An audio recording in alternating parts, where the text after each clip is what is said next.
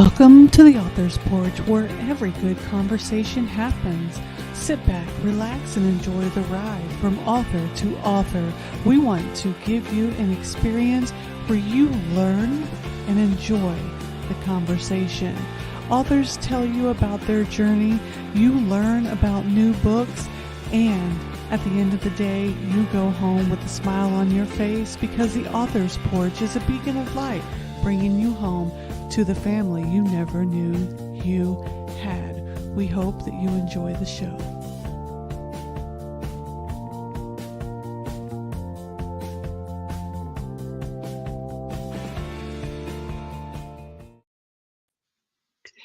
Good evening, everybody, and welcome to the Author's Porch, where every great conversation happens. We are very blessed to have nurse and author Dawn Blair on the show tonight. How are you doing, Dawn? I'm doing okay. Thank you for having me. Yeah, thanks for being with us on Thanksgiving Eve. Do you celebrate Thanksgiving? I like to ask because I don't automatically assume anything. Well, my family does. So technically, yes, but I have to work tomorrow. So I'll be working on Thanksgiving this year. Yes. Well, thank you for what you do as a nurse because what you do does not go unseen. I know that our first responders are very near and dear to my heart. I know that you guys work tirelessly without much appreciation. I do know that. I appreciate you saying that. So, guys, I want to give a little introduction to Dawn before we go straight into talking about all the things I love, which are animals.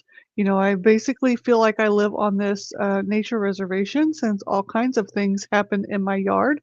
I send pictures out to everybody on my Facebook page. I've got lizards and snakes and tarantulas and all kinds of things. I'm mini crocodiles, it feels like. But we're going to talk about things. So, author Dawn Blair knows the value of and importance of a special connection because she shares it with her 7-pound rescue dog, Mr. Monk. And not only did she save his life, but he saved hers as well. In her book, Mr. Monk is a tribute to him and all that he means to her. And I'm really excited to learn more about your book and this special connection that you have with him. So if you can tell us what that connection is and how it all started. So the book is called Me and Mr. Monks. And that connection started back in 2015, February 14th of 2015 on Valentine's Day. My husband and I are big advocates for a pit bull breed. And we, at the time, we were working with a rescue group called Ring Dog Rescue. And they were doing an adoption event at the Chesterfield County Shelter, which is a rural shelter in Virginia, where the dogs are never seen. It used to be run by the police department, so the dogs didn't get they didn't get seen. They didn't get any kind of movement, frequently they were euthanized, especially the pit bulls. But we had set up an adoption event for that day, and it was frigid. I mean, it was one of the coldest days of the year. So that's why I remember it so vividly. That they had set us up in the garage where they park the animal control vehicles. So me and my husband and a friend of mine went into the shelter to walk around, and I'll never go into that shelter again, but not a good experience.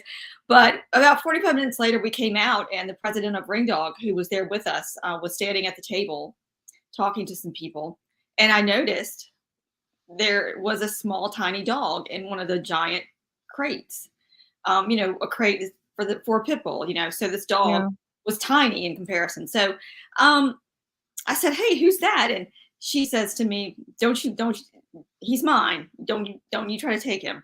So of course, then she let me get him out because Opie is a sweetheart. She really is. And she's a wealth of knowledge. And so she let me get him out, and he was a mess. He was the most unique looking dog I think I've ever seen in my life to this day. He looked at that time like a cross between a gremlin and an Ewok. And oh my God. He was a mess. He stunk. He had scabs all over him. He had a terrible skin infection. His ears were infected. Terrible. He was in a terrible shape. He was underweight.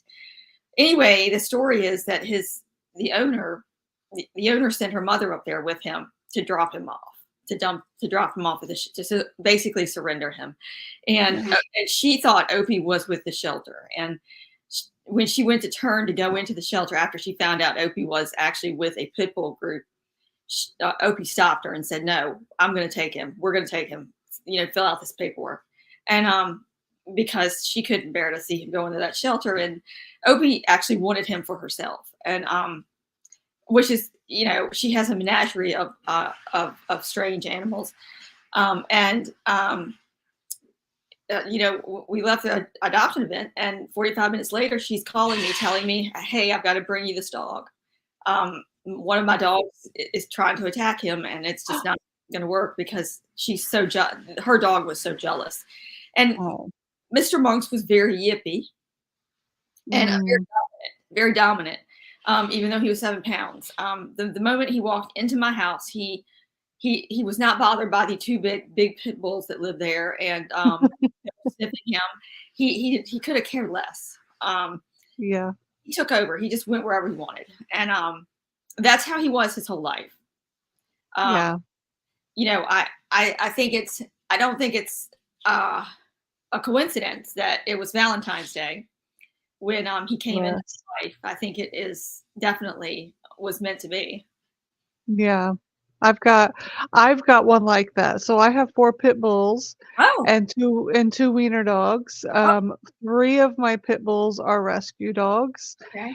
And so I definitely get it. I have little Elvis. Everyone knows Elvis that knows me, and he's my IVDD survivor. He had a disease, and he only can walk on his 2 front legs, so he scoots himself around. But he runs the house. He tells the pit bulls what to do. He tells my other wiener dog what to do. So I understand Mr. Monk and his plight to rule the world. Oh, yeah. I definitely I definitely understand. So in your bio, it talks about that you went through a very hard time in your life and you really bonded with Mr. Monk. I did. Well, we kind of bonded right off the bat. My husband said, my husband's a horse trainer and has been a horse trainer his whole life. So he has been around animals his whole life. He said he has never seen a dog attach itself to a person like Mr. Monks did to me. And he was a foster dog for 6 months. And I was supposed to, just be fostering him, but I couldn't give him up. I've never had another living, breathing creature look at me the way he looked at me. And that is including my husband. This dog just would stare at me for hours, just adoringly. And he went from room to room with me. And I knew he loved me. I knew he loved me more than anything in the world. And we grew this huge bond. And I started, I started his Instagram page, probably soon after I adopted him. And he has 21,000 followers now, but he just was a sensation because of the way he looked, and he loved having his picture taken. He would sit for hours in the same position and just to please you. And you could tell he loved it. He loved it. Yeah. It was like he was a former supermodel.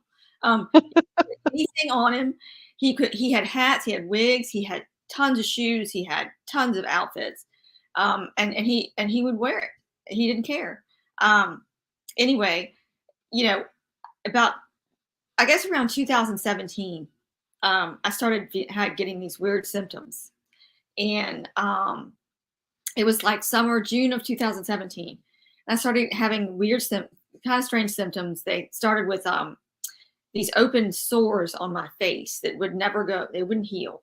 And it wound up being all the way across my eyebrow area.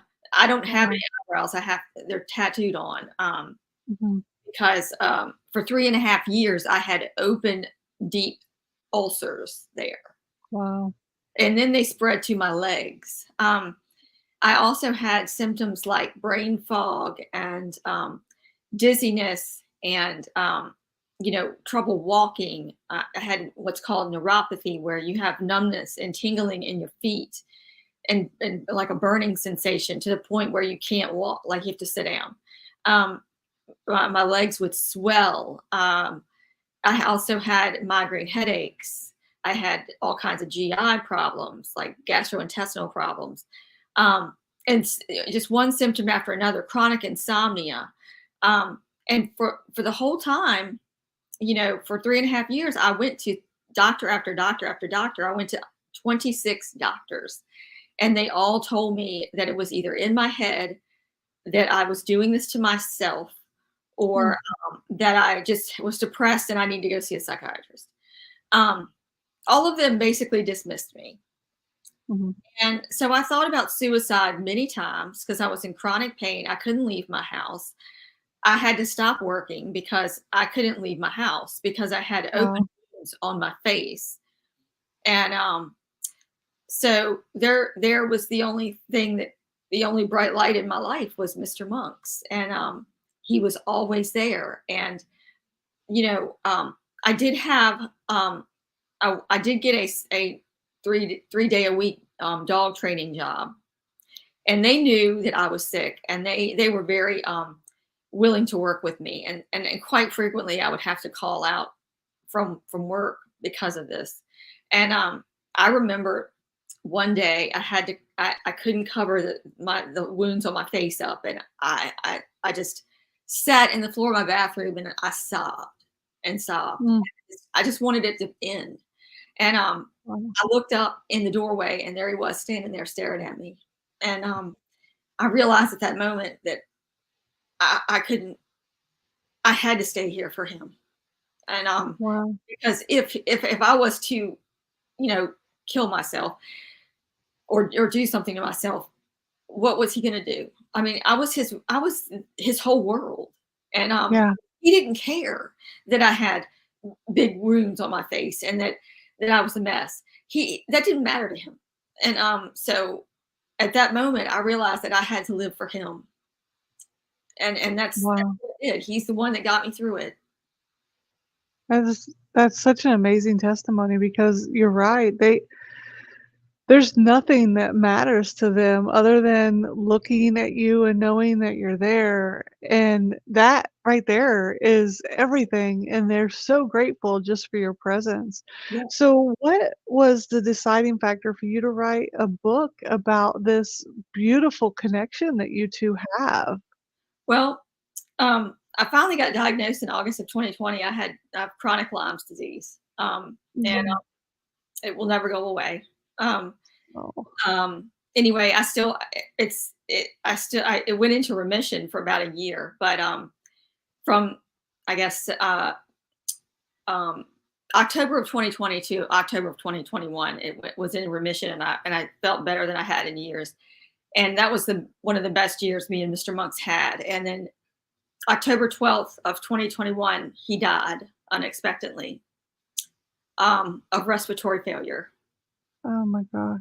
Um, he spent 3 days at the vet, and they did every single thing they could. And his trachea collapsed 100% on one side, and there's no coming back from that. Yeah.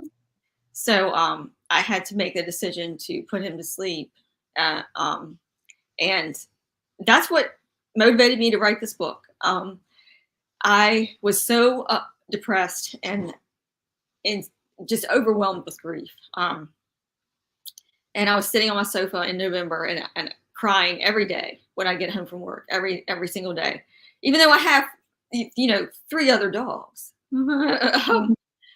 They're not him. And Mm, I would sit there, and I would just stare into space. And I said, I want the world to know what a special soul he was, and what an yeah. amazing creature he was, and what he did for me. um, and how you can have that kind of bond with an animal. He was my best friend in the whole world. He was my best. I used to call him my bestest of best friends. Um, and it, that's what I decided to write a book about him. I wanted to tell everyone our story. Mm. People I think there's a lot of people that don't understand the bond between, dogs or even cats or, animals in general, and some folks, but I think that sometimes that bond can be closer than other human beings Was because of this beautiful understanding that they can have with you, and the non-judge there's no judgment. mhm. There's no looking at you, and their time, they will sit and listen. I've often Marco is my I talk about Elvis all the time because he's such a character. He is I mean, he takes up all of my time because he demands it, but Yeah, Marco is this gentle soul. He's my wired-haired Dachshund, and he'll just sit and look at me while I talk, and sometimes because I suffer from depression, I'll sit and I'll talk to him while I'm crying for no reason, and I'll tell him, I'll be like, "Marco, I don't know why I'm sad, I just am, and I'm so glad you'll sit and listen to me," and he'll just look at me. And there's that bond because they'll do what humans won't do that's right. or refuse to do, so it's beautiful that you talk about Mr. Monks that way and that you wrote this book to honor his memory. I think that a lot of humans don't understand that or refuse to understand that. So since Mr. Monk's passing and writing the book, what has been kind of your mainstay since then? Well, my I'm still grieving him very much, right now. I came out of remission. I got very sick again. Had to stay out of work for 2 weeks. I have to go in and out of work quite frequently because I came out of remission, and my numbers, my blood work numbers, or the Lyme's disease markers were even lower than when I got diagnosed. So I've been trying to get healthy again, um, and just trying to keep you know his the whole reason that I keep going is this book, because Yeah, it's so important to me. Um, you know, I've done different things trying to get through grief. I go to a pet loss support group.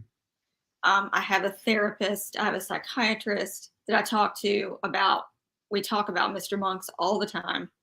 I've done all kinds of creative projects, with Mr. Monks involved. Like I'm a very creative person, very visual, arts. So I kind of want, I've done a lot of graphic design and artwork for him, like based on him, to try to mhm, to try to relieve some of my grief. Um, mhm, and some of it helps, some of it doesn't.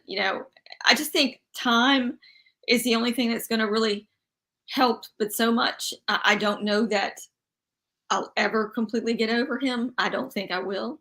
Um, yeah, I even I even went to a medium, and talked to her about him, and she talked to him. So and that did a lot. That helped a lot. I've taken up meditation because mhm, meditation is great for all types of um, illnesses.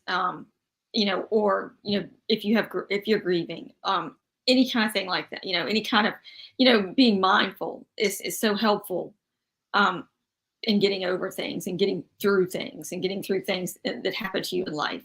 Um, I've tried to, do things that, um, I've been wanting to do for a long time and haven't been able to, um, yeah, you know, just to give myself some source of happiness and something to look forward to. Because even though I have 5 dogs now, it's none of them are him, and none of them right. are going to be him.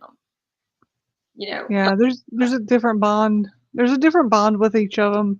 yeah, Absolutely, I agree.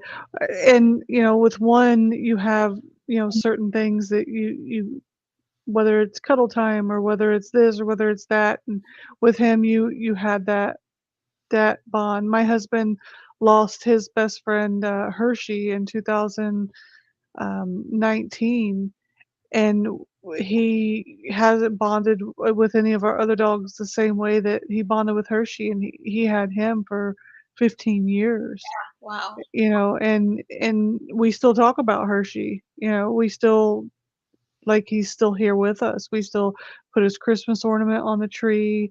We have pictures of him around the house. I mean, almost daily, there's some type of conversation about Von Hirsch that comes up, and I think that that's the best thing about our companions is we don't let them go just because they're no longer here. They're an integral part of our lives. Yeah.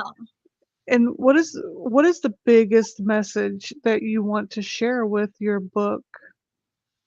Well, one being the beautiful relationship that you can have with an animal that you cannot have with a person. That animal human animal bond. I want people to realize that is something that is there and that you can have that. Frequently people don't believe that what I say about having a pet or a soul dog, and it is true. And it is so important. And even though this has been such a painful time, I wouldn't trade it for anything in this world. I wouldn't trade those 6 years for anything. Um, Also, animal rescue. Uh, I want people to realize that rescuing dogs and cats and other animals is so very important. Advocating for them is so important because you're their voice. They don't have a voice in this. They can't make their own decisions like that. Um, and Thirdly is having a chronic illness. A lot of times, people that have chronic illnesses get swept to the side. And it could be any chronic illness. It could be autoimmune disease. It could be a mental illness. It could be anything. It could be Lyme's disease, anything. Um, they get swept to the side or dismissed. And you have to be your own advocate and you have to fight. A lot of times you have to fight for your own health. Mhm. Most of the time, because doctors don't want to hear you. Luckily I found an amazing doctor in Northern Virginia that is a woman and knew exactly what was wrong with me. And she doesn't like doctors either. Um, and she is one because they tend to be have a narrow focus. And, you know, um, that's one point that I want to get across is that you have to advocate for your own health and your own, the way the way you feel, when something's wrong, you know, um, Yeah. no matter what a doctor tells you, you have to keep going. Absolutely. I had the distinct pleasure of speaking with a nurse advocate who on another podcast that I had previously, Sister Sister live show where we talked to a lot of different folks for different reasons, not necessarily authors. And she has a business, it's Renegade Health, where they're all nurse advocates and their whole purpose is you hire them or they become your nurse advocate. So if you're going to see a doctor about cancer or about a chronic health, they go with you to every appointment. And these are nurses that have now retired from their profession or left the profession, and now all they do is advocacy for patients. So they interpret all of the diagnosis, they interpret all the scans, they interpret every part of the uh, meeting with the doctor so that and put it in terms that you will understand, Yeah. because a lot of people don't understand the terminology and a lot of doctors will talk over your head just to get you out really quick Oh yeah. things. And I love what she does, and she's a two-time stage 4 cancer survivor herself. And even when she went through it, she took another nurse advocate with her to help with everything that was going on. So I agree with you when I talking to her exactly what you said. I was like, wow, a lot of the nurses are saying those things to take, advocate for your health. They'll tell you that. So thank you so much for saying that as well, because as somebody who suffers from multiple chronic illnesses, I find myself having to get over my feelings of defeat and then going back and going, "Okay, now that I'm done crying over everything, now I'm gonna advocate for myself." And it's very important to do that. One of the things I found is having a dog as a person with chronic illness, having my dogs actually helps me Oh, absolutely. mentally become stronger. Absolutely. I mean, I know when I was going through all of this, when I was in the sickest that I've been, I have so many pictures of me and of Monkey laying in my lap. He would lay in my lap for hours and stare at me. And I have so many photos of that. And he was just the epitome of joy. And he was so soothing. I could be upset and crying and sobbing and having a panic attack. And in a moment, just him being there, his presence, it would soothe me. Yeah, and they're taking them around in hospitals now, therapy dogs, I used to and take I him to the hospital. and I think they're so amazing. My little Elvis is my emotional support dog. My daughter has one in college with her. My son has one. He's a residence hall director in college at a college now. He's already graduated and he's going for his master's degree, but he's working and they have their emotional support dogs. And I think because they have severe anxiety, I think it's Huh? important that it's recognized now that if a dog is trained well and they can go into the workplace with the humans, if you have a chronic illness or you have something that if they can support you, that it should be more of the norm. Definitely. Then, yeah, so I love what you talk about, what you advocate for, and the story of Mr. Monks and the love that you guys have shared is absolutely beautiful. It is. It's a beautiful story. It really is. And like I said, I wouldn't trade it for the world. Not, I wouldn't trade those 6 years, or 6.5 years for this. Even though I'm in a lot of emotional pain, and I still wouldn't trade it for anything, because once you've had a relationship like that, you only get that once in a lifetime. Yeah. Where can people grab a copy of your book at, Dawn? So it is on Amazon.com, BarnesandNobles.com, or you can go to his website, MrMonks.com. So it's www.mrmonks.com. Yes. Okay, I typed that in the chat here, so that goes right to our YouTube channel as well as our Facebook page. And anyone listening to the podcast will be able to hear us say that, so they'll be able to write it down and go grab a copy of the book if they want to as well. Is there any other things that you would like to share with our audience before we close out for the night to give them any messages of hope or understanding for what you're doing with the book as well as Mr. Monk's memory? Well, I just I want everyone to know how wonderful he was, and how a relationship with an animal can be the most important relationship you ever have in your life. It doesn't have to be with a human. You know, he, by I mean, the relationship we had was by far the most important relationship I've ever had, and he taught me so much. Um, and I want people to get the book and read our story, and it's a beautiful story, and I want I want people to know who he is, and like I want his memory to be worldwide, and for him to basically take over the world, like you said. Yeah. Well, thank you so much for sharing you and Mr. Monk's story with us tonight, for writing a book about such a beautiful soul and having that bond with him. There's so many rescue dogs out there that do not find a home as beautiful as the one Mr. Monk's found. So thank you for sharing your home with him for the time that he had left on this earth with us.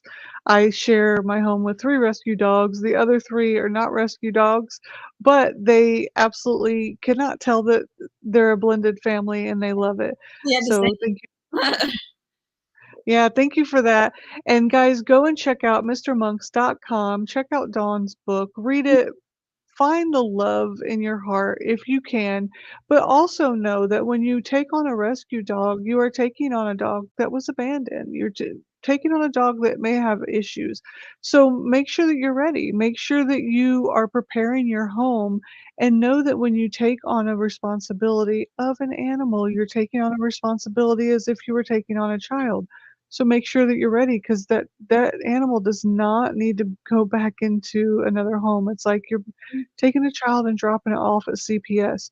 So put yourself in the shoes of that animal. You don't want when you bring it into your home, it's for life. So make sure that you're ready for it. Animals are not Christmas presents that you can just give away and then take to a shelter later on. There's something that you have for life, so make sure that you're ready. I have 2 kids that took on responsibilities, and they realize and they feel like they are full-on parents, and they call me all the time and ask for questions, and I give them answers because it is a whole family affair whenever you take on an animal. Make sure that you're ready, you're prepared, and that is not to scare you, it's to let you know that reach out to somebody else who is an animal parent because there is help, there is support. And like Dawn said, she's in a pet support group for grieving parents who have lost pets because this is a real deal. We take it very seriously and we love our animals. So, Dawn, thank you again for being here, guys. We are out for the night. Make sure you grab a copy of Dawn's book at mrmonks.com. We appreciate everybody for being here and for watching with us tonight. We'll see you guys next time. Bye, Dawn. Bye, everybody. Bye bye. Bye.